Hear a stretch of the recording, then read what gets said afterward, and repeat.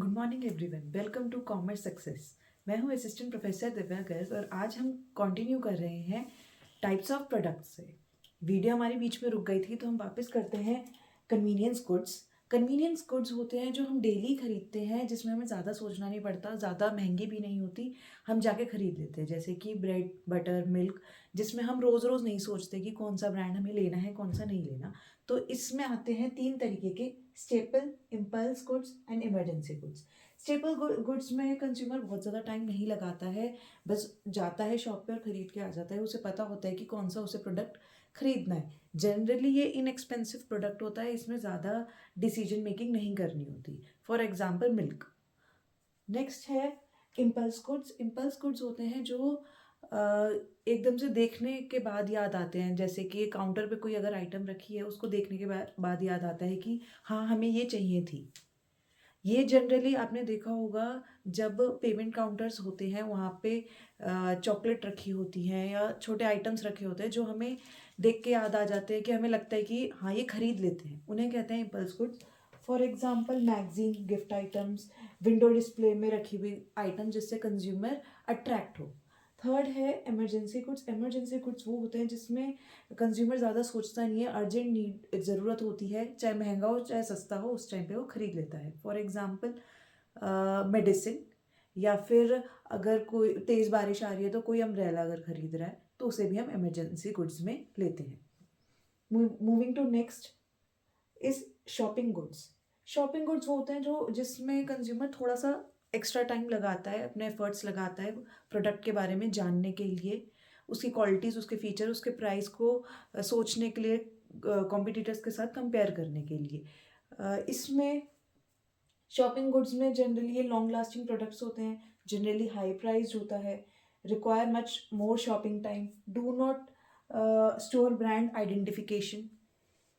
ये दो तरीके के हो सकते हैं, homogeneous products and heterogeneous. Homogeneous products वो होते हैं जिनकी जो प्रोडक्ट्स या फिर जिनकी सर्विसेज सिमिलर होती है। फॉर एग्जांपल अगर टीवी है, अगर चाहे वो अलग अलग ब्रांड्स का हो, पर उसका मेन पर्पस एक ही है, वो एक ही जैसा सा दिखता है, एक ही उसका यूज़ है। Same for refrigerator, same for washing machine. अब अलग अलग ब्रांड्स के, अलग अलग कॉम्पिटिटर्स के में कुछ डिफरेंस होगा, पर मेनली वो सेम ही है, तो उन्हें कहते हैं होमोजीनियस गुड्स। हेट्रोजीनियस गुड्स वो होते हैं जो काफ़ी डिफरेंट होते हैं अपने कॉम्पिटिटर से। फॉर एग्जांपल कोई लग्जरी ब्रांड है जिसका पर्स ले रहे हैं, तो वो दूसरे लग्जरी ब्रांड के पर्स से काफ़ी डिफरेंट होगा, उसके कस्टमर्स भी काफ़ी डिफरेंट होंगे। उस टाइम पे कस्टमर को सोचना पड़ेगा, टाइम स्पेंड करना पड़ेगा डिसीजन मेकिंग में कि कौन सा प्रोडक्ट उसे लेना है या नहीं लेना। इसमें एग्जांपल आ सकते हैं फर्नीचर, फेमस ब्रांड के clothes etcetera. Moving to next are specialty goods. Specialty goods वो होते हैं जिसमें कंज्यूमर सबसे ज़्यादा टाइम और सबसे ज़्यादा मनी अपना लगाता है। इसमें पर्टिकुलर प्रोडक्ट के को ही खरीदता है कंज्यूमर, कोई कॉम्पिटिटर के पास जाना नहीं चाहता। फॉर एग्जांपल अगर कोई पर्सन है जो एक पर्टिकुलर ब्रांड की तरफ ही लॉयल है, एक पर्टिकुलर लग्जरी ब्रांड की तरफ अगर वो लॉयल है, तो चाहे वो ब्रांड कैसा भी हो, वो वही प्रोडक्ट खरीदेगा, वो दूसरे कॉम्पिटिटर के पास नहीं जाएगा, चाहे कॉम्पिटिटर सस्ता दे रहा हो, महंगा दे रहा हो, कैसा भी दे रहा हो। पर अगर कोई किसी ब्रांड की तरफ लॉयल है तो वो उसी की तरफ जाएगा। फॉर एग्जांपल अगर कोई एप्पल के प्रोडक्ट्स यूज़ करता है, तो वो जब खराब हो जाएगा पर्टिकुलर प्रोडक्ट, तो नेक्स्ट टाइम भी एप्पल का ही प्रोडक्ट लेगा। इसमें जनरली आ जाते हैं expensive products, expensive stereo, government food products etcetera. Next है अनसॉर्ट गुड्स। अनसॉर्ट गुड्स वो होते हैं जो कस्टमर जनरली सोचता नहीं है खरीदने से पहले, उसे दिमाग में नहीं आता कि ये भी हमारे लिए ज़रूरत है। For example life insurance. Life insurance पता होता है कि ज़रूरत है, पर ऐसे सोचता नहीं है कि ये मुझे खरीदना ही खरीदना है। इसका एक और एग्जांपल है फायर एक्सटिंग्विशर, और एक एग्जांपल है इंसाइक्लोपीडिया।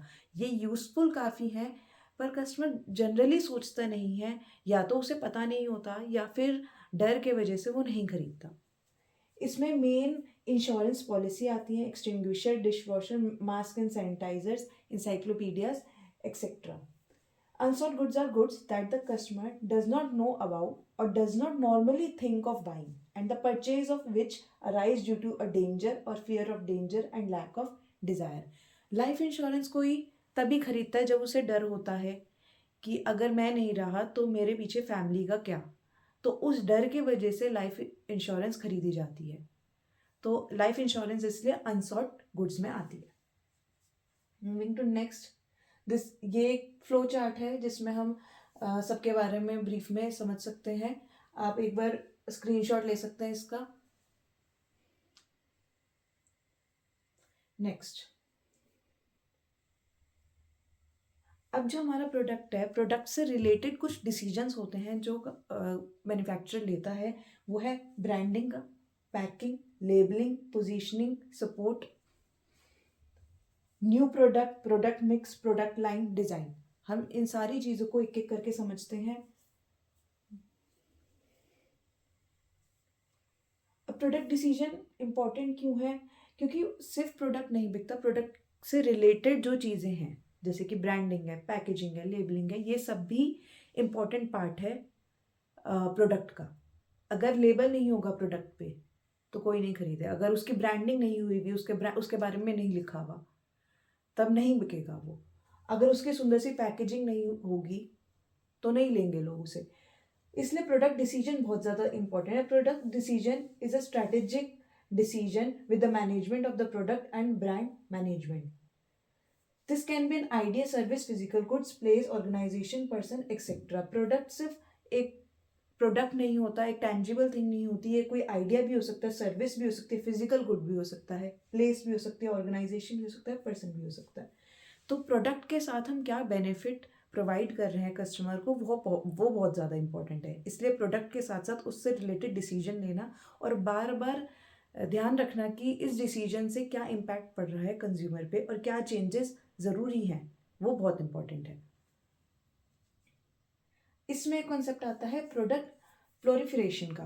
प्रोडक्ट प्लोरिफिकेशन को एक एग्जांपल से समझते हैं। फॉर एग्जांपल, लेज जो चिप्स बनाता है उसके अलग अलग फ्लेवर्स आते हैं, रेड, ब्लू, ग्रीन, ऑरेंज, और ऐसे ऐसे और आए जा रहे हैं नए नए फ्लेवर्स। इसमें भी आते हैं कोई 10 रुपये का पैकेट है, 20 रुपये का है, फैमिली पैक है, या फिर कॉम्बो पैक है, एक्सेट्रा। तो प्रोडक्ट प्लोरिफिकेशन यही होता है। प्रोडक्ट प्लोरिफिकेशन में जो एक पर्टिकुलर प्रोडक्ट है उसके अलग अलग वेरिएंट्स निकाले जाते हैं। वो variants in terms of price हो सकते हैं, फ्लेवर्स हो सकते हैं, डिज़ाइन हो सकते हैं, etcetera, depending on the product. तो ये क्यों करा जाता है? जिससे हर सेगमेंट तक पहुंचा जा सके।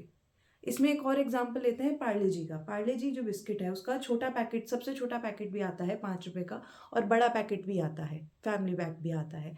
तो जो सबसे छोटा पैकेट है, जो सस्ता भी है, वो इकोनॉमिकली वीकर सेक्शन के लिए काफ़ी बेनिफिट है। तो पार्ले जी ने हर एक सेगमेंट को ध्यान में रखते हुए अपना प्रोडक्ट बनाया और उसमें अलग अलग वेरिएंट्स प्रोवाइड करे। तो प्रोडक्ट प्रोलिफरेशन में अलग अलग डिफ्रेंशिएशन के साथ साथ कॉम्बिनेशन वाले प्रोडक्ट्स प्रोवाइड होते हैं। This can be done through different colours, combination, product size and product uses. This produce diversity for the firm as it able to capture its sizable portion of the market. ये एक positive strategy होती है company की ज़्यादा size of market को capture करने के लिए। नेक्स्ट, इसी की तरह एक और कॉन्सेप्ट है प्रोडक्ट कैनिबलाइजेशन। प्रोडक्ट प्रोलिफरेशन एक पॉजिटिव स्ट्रैटेजी थी, प्रोडक्ट कैनिबलाइजेशन उसी का नेगेटिव इम्पैक्ट है। अब ये नेगेटिव इम्पैक्ट कैसे है? प्रोडक्ट कैनिबलाइजेशन में जो मैन्युफैक्चरर है, जो कंपनी है, वो जो अपना प्रोडक्ट बनाती है, कई बार वो इतना सिमिलर प्रोडक्ट बना देती है अपने एग्जिस्टिंग प्रोडक्ट के जैसा कि एग्जिस्टिंग प्रोडक्ट की सेल्स प्रॉफिट गिर जाता है और न्यू प्रोडक्ट की सेल्स बढ़ जाती है। इसमें जो कंपनी है अपने ही प्रोडक्ट को खा जाती है, एक तरीके से अपने ही पुराने प्रोडक्ट की सेल्स को ख़त्म कर देती है। इसमें हम एक एग्जांपल ले सकते हैं, जैसे कि कोई कार बनाने की कंपनी है जो एक नया कार का मॉडल लॉन्च करती है और उसके लॉन्च होते ही पुराने कार के मॉडल की सेल्स कम हो जाती है, क्योंकि जो नया मॉडल है वो बेटर कंफर्ट, बेटर सिस्टम के साथ प्रोवाइड होता है तो पुराने वाली को लोग बायकॉट करना शुरू कर देते हैं, यूज़ कम कर देते हैं उसका। तो इसे कहते हैं प्रोडक्ट कैनिबलाइजेशन। ये एक नेगेटिव इम्पैक्ट है मार्केटिंग स्ट्रैटेजी का। नेक्स्ट है प्रोडक्ट मिक्स। प्रोडक्ट मिक्स क्या होता है? प्रोडक्ट मिक्स होता है सारे प्रोडक्ट, जितने भी प्रोडक्ट कंपनी के पास है, जितने प्रोडक्ट ऑर्गेनाइजेशन ओन कर रही है, इसमें चाहे प्रोडक्ट लाइन्स हो, चाहे प्रोडक्ट्स के वेरिएंट्स हो, साइजेस हो, सब कुछ आ जाता है। इसे एक बार डेफिनेशन समझ लेते हैं। Product mix is a number of product lines a firm has under its umbrella. All the product lines together constitute a product mix. For example Coca Cola जो है वो सॉफ्ट ड्रिंक्स, जूसेस एक्सेट्रा सब में deal करती है। तो जितने भी कोका कोला के प्रोडक्ट्स हैं उन सबको अगर हम एक साथ बोलेंगे तो बोलेंगे कोका कोला का ये प्रोडक्ट मिक्स है। प्रोडक्ट मिक्स में 4 चीज़ें आती हैं: with, length, depth and consistency. With का मतलब है कितनी नंबर ऑफ प्रोडक्ट लाइन्स है। प्रोडक्ट लाइन्स कोका कोला की बात करें तो जैसे एक सॉफ्ट ड्रिंक की प्रोडक्ट लाइन है, एक जूसेस की प्रोडक्ट लाइन है, एक चिप्स की प्रोडक्ट लाइन है। नेक्स्ट है लेंथ। लेंथ मतलब एक प्रोडक्ट लाइन के अंदर कितने प्रोडक्ट्स अवेलेबल हैं। इस लेंथ का मतलब टोटल जितने भी प्रोडक्ट्स लेंथ में एंड विथ में मिला के अवेलेबल हैं। डेप्थ का मतलब है कि कितने वेरिएशंस अवेलेबल हैं। फॉर एग्जांपल जो हमने जैसे पार्ले जी का लिया तो पार्ले जी का अगर 5 रुपये वाला बिस्किट भी अवेलेबल है, 10 वाला भी है, 20 वाला भी है, तो वो डेप्थ में आ जाएगा। इसमें क्या आएगा? इसमें पार्ले जी का जो ओरिजिनल फ्लेवर है कॉमा इसके साथ जो नए वेरिएंट्स उसके आ रहे हैं वो आएंगे। इसमें हम 5 रुपये वाला, 10 रुपये वाला, 20 रुपये वाला बिस्किट नहीं लेंगे।